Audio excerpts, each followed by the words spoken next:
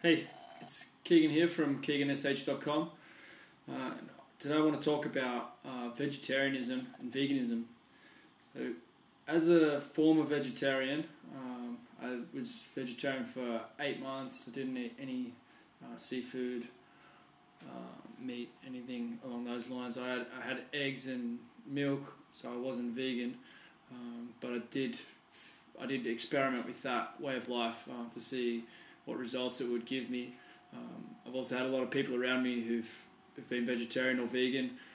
During my travels in Latin America, there were a lot of people there who were angry at the world and experimenting with forms of rebellion. One of those was vegetarianism or veganism, which is kind of how I decided to do it as well. As more of a protest against the norm, but also methods of meat production, industrial meat production.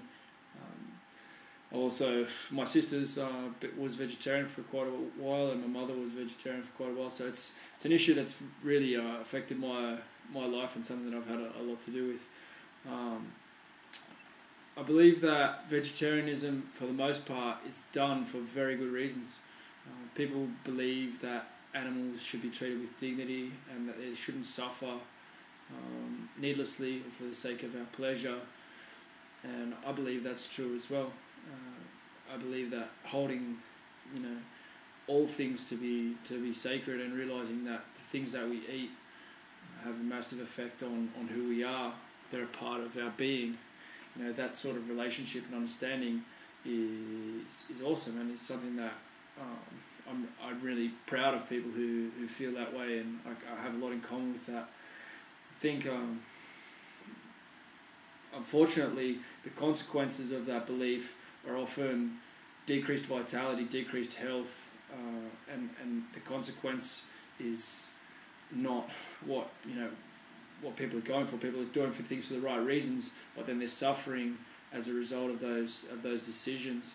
And usually we become so passionate about the cause that it's difficult to step back and say, look, this isn't working for me. I'm going to stop this. And that was my personal experience. When I was vegetarian, I tried to continue weight training, and I just didn't get the same results that I had before. Even when prior to that, I'd had my health issues and my difficulties, which made it difficult to weight train.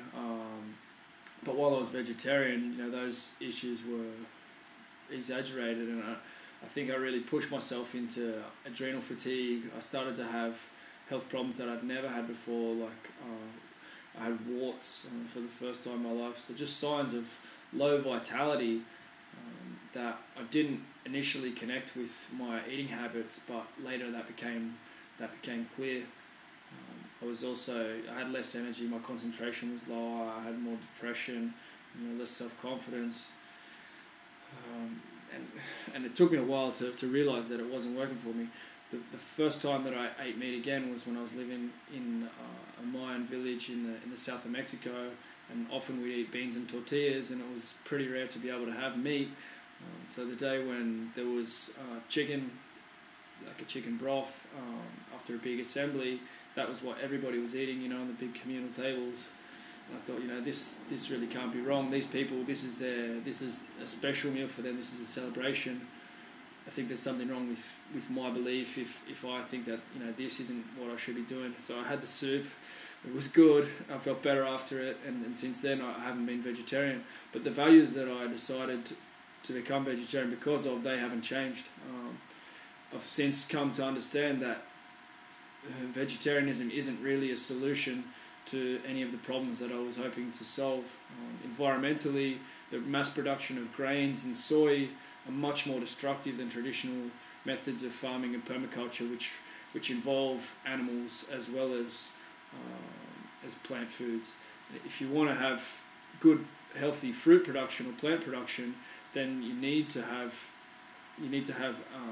animal waste. So you need to have that excretion. But also, if you understand soil science, then you'll know that plants are actually feeding off animal material, off bacteria, off fungi, off the millions of microbes that live in the soil. In 1 tablespoon of soil, you have a million different microorganisms. So every time we take a step, there's death. So every time we walk on dirt, there's no way of avoiding, extinction of life. We're all going to face that at some stage. It shouldn't. I think that the challenge is to treat life with respect while things are alive, and that goes for our animals definitely. I think animals should be able to live in a natural environment, in a low stress environment, and if they are able to eat their traditional foods, the foods that they're evolved to eat, then they'll be much more healthful for us. In the same way that plants are. Plants need to live in a biodiverse environment, in conditions that they can survive in. Plants also respond to their environment. There's an interesting book that I read recently. If you haven't seen it, definitely worth checking out. Primary Perception. The guy Cleve Baxter he worked for the CIA. He was an expert in lie detection, and he discovered that plants were able to perceive things in their environment. He also then went on to show that bacteria and human immune cells also are able to sense what's happening around them in a way that traditional physics would say is impossible, but quantum physics and the idea of the field, which existed in a lot of indigenous cultures as life as energy flows and waveforms. When we look at things from that perspective, it starts to make sense that a plant could know if you were going to harm it. Very interesting book, definitely worth checking out. It shows that eating plants is not so much different to eating animals. When we eat the seeds of a plant, when we eat bread, we've taken the seeds of lots of different plants. The seed is the germ of the plant. It's the what will become its future. So we're not eating the part of the plant that would die anyway. We're eating the reproductive part of the plant, which would give future life. So in any act, there will be a moral. There's a moral consequence. I think the challenge is not to try to avoid things dying, because there can only be life if there's death. The challenge is for us to revere the things around us and live in balance and harmony with them. That involves, for a human or for a higher order mammal, that involves consuming other animals and bacteria. We don't digest cellulose, so we're not designed to live on a plant-based diet. And for that reason, there are no vegan cultures in the world. There never will be. If a group of vegans decide to make a community and if they attempt to have offspring and continue to have offspring and they all remain vegan, it's just not possible that it would continue for generations. Unfortunately, they would extinguish themselves by violating the laws of nature and what a human being is. A great book to understand more about traditional cultures is Nutrition and Physical Degeneration. Dr. Weston A. Price travelled the world and thought that he would discover a vegetarian community where people were healthful. He thought that might be the key to health, but what in fact he discovered was that every indigenous culture had specific animal-based foods that were key to their survival. So vitamin D, vitamin K, K2.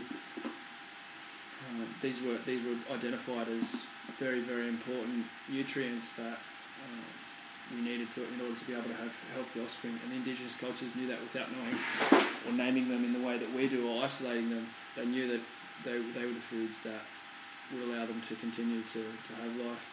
Another great book for those who are willing to challenge the dogma of vegan life or vegetarianism is from a woman who was a vegetarian for 15 years. She suffered from a lot of different health problems before she finally decided that she would change her diet, and she started her own garden and realised that there couldn't be any life in her garden without animal death, and she realised the contradiction in it all, and finally decided that the path to health for her was to go back to eating an omnivorous diet. So The Vegetarian Myth is a great book to check out if you're if you're willing to challenge your beliefs in that area. She's definitely not aiming to hurt anybody's feelings, but she wants people to understand that if they want to have children, if they want to be healthy, if they want their children to be healthy, then they need to follow the habits of human beings. So I hope this video can be helpful for some people, because I really feel passionate about this issue. I know that a lot of children are being born with health conditions as a result of mostly women's misguided attempts to do the right thing by the world. And it's great that people are challenging dogma, the fast food diet, but veganism and vegetarianism is not the answer. In my opinion, the paleo diet, or diets similar to the Weston A. Price diet, are the answer. And for me, that's been the answer to improving my health and performance. And I hope this is of some benefit to you. And keep thinking, keep challenging your ideas, and come up with solutions when you're presented with challenges and problems.